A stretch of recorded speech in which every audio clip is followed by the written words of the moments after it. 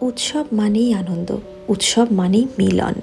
আর জন্মাষ্টমীর এই শুভক্ষণে আমরা সুইডেনের মাটিতেও পেলাম আমাদের শিকড়ের ছোঁয়া, ভক্তি আর ভালোবাসার অফুরন্ত রঙে রাঙানো এক বিশেষ দিন। নমস্কার, আমি অরিজিতা, সুইডেন থেকে আজ একটি ছোট্ট মিনি ব্লগ নিয়ে আজ সুইডেনের মাটিতে জন্মাষ্টমী পালনের এই ছোট্ট ভিডিওটা নিয়ে এলাম আপনাদের সঙ্গে। আজ শেয়ার করছি সুইডেনে কিভাবে জন্মাষ্টমী পালন করা হয় ইস্কনের তরফ থেকে। আজ সুইডেনের আকাশের নিচে আমরা খুঁজে পেলাম ভারতবর্ষের এক টুকরো ছায়া। জন্মাষ্টমীর এই বিশেষ দিনে ছোট্ট ছোট্ট লাড্ডু গোপালকে ঘিরে চারপাশে তৈরি হয়েছিল এক অপূর্ব উৎসবের আবহ।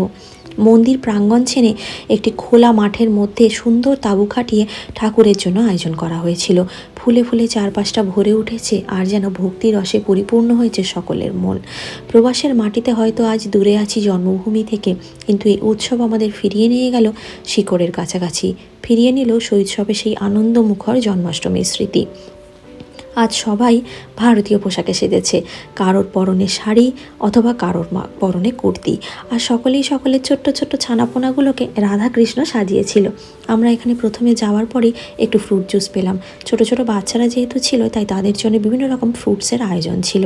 তারপরেই দেখুন কি সুন্দর উৎসবে আমরা সামিল হলাম। ছোট্ট ছোট্ট বাচ্চারা নাচ নাটক এইসবের মধ্যে দিয়ে মঞ্চে উঠে এত সুন্দর পরিবেশন করছিল, যেন মনে হচ্ছিল বৃন্দাবনের রাসলীলা যেন এখানেই প্রাণ পেয়েছে।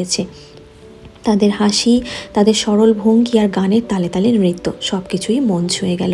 এখানে চলছিল বাচ্চাদের ছোট্ট করে একটু ফেস পেন্টিং, সাথে ছিল একটু ড্রয়িং কম্পিটিশান। এখানে ছোট ছোট বাচ্চাদেরকে আবার উৎসবে বিভিন্নভাবে সামিল করানোর জন্য কিন্তু ছোট ছোট গিফটেরও আয়োজন ছিল। এখানে লাড্ডু গোপালের জন্য ছিল সুন্দর একটা কেক। সব শেষে আমরা ঠাকুরের চরণে প্রণাম জানালাম।